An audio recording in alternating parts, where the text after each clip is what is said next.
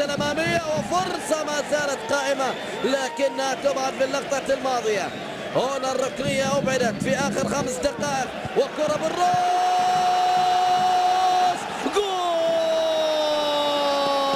الله لأتلتيكو مدريد، الله للراسية، الله للحسابات الهندسية في الكرة العرضية. يتطاولون للكرة رغم الزحام، رغم عنف الدفاع، لكن الهدف الأول يأتي.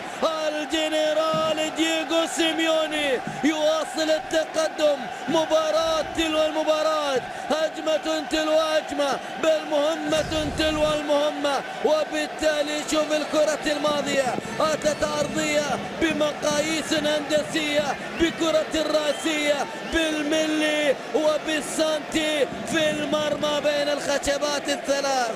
أجمل أهداف أتلتيكو مدريد، جول أول في المباراة، هدف ربما يشعل الحوار واللقاء بين الفرقتين في هذا الديربي.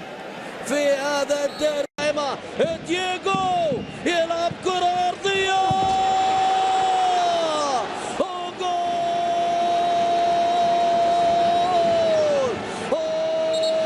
للكرة الماضية، لكن الإصابة، الفرحة لا تكتمل، الفرحة لا تكتمل والألم لا. الكرة التي أتت عرضية مثالية في اللقطة الماضية عن طريق اللاعب ادريان لوبيز، لكن أيضا لوبيز لم يكن أنانيا، وبالتالي يا ساتر